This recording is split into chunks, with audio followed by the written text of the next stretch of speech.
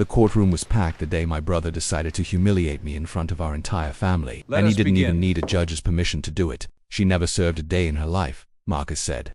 Loud enough for the rows behind us to hear, loud enough for our mother to flinch. She sat behind a desk while the rest of us actually sacrificed something. He said it with a kind of certainty that only comes from a man who has never once bothered to ask a question he assumed he already knew the answer to. I sat there in my plain gray suit, hands folded, and let him talk. I had learned a long time ago that some truths don't need defending in the moment, they simply need time. If you've ever sat quietly while someone confidently rewrote your entire story in front of a room full of people, you already know that sick tightening feeling in your chest, and I need you to keep watching. Because what happened in that courtroom next is the kind of moment that changes how a family sees each other forever. We were there for our father's estate hearing, a bitter, dragging dispute Marcus had started the moment Dad passed, insisting he deserved a larger share because he had given more to this family. He'd built a business, he'd bought Mom a house, he'd shown up in every photo with a plaque or a ribbon or a headline, and I had spent 22 years as a civilian contractor for the Department of Defense, a job so quiet, so classified, that even my own mother used to introduce me at dinner parties as the one who does something with computers. Marcus had turned that vagueness into a weapon over the years, chipping away at it until it became family folklore. Alina never really did anything important. Alina just typed reports somewhere safe. The judge, an older woman named Judge Ferris with sharp eyes and very little patience for theatrics, looked up from her documents. Mr. Callahan, before we continue, I have a matter to address that's relevant to this proceeding.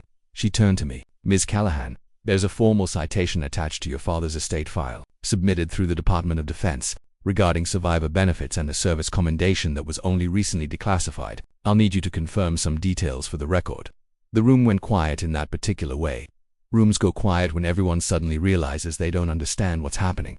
I stood, because that's what you do when a judge asks you to. Yes, Your Honor, my father knew. He signed the authorization for partial disclosure himself 2 years ago when his health started declining. He wanted it read if anything like this ever happened. Judge Ferris nodded and read from the page in front of her.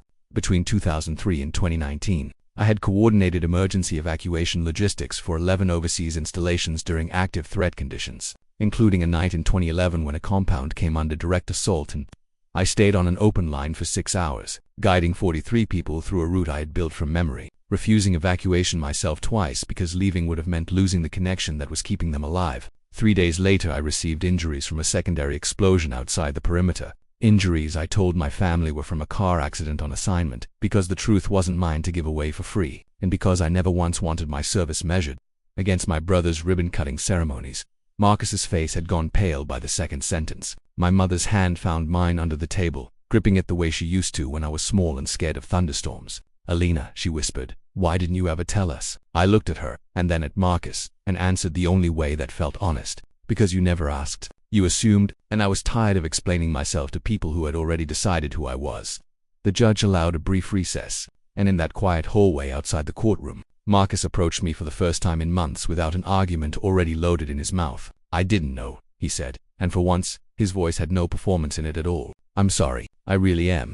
I didn't need the apology to feel whole, because I had made peace with my own life a long time before that hearing. But I took it anyway, because forgiveness costs less than bitterness, and I had already paid enough of both currencies for one lifetime. The estate was eventually split evenly, not because the judge forced it, but because Marcus asked for it that way himself, telling the court that fairness mattered more to him now than being right. We talk more now, my brother and I. Sometimes he even asks about my old assignments.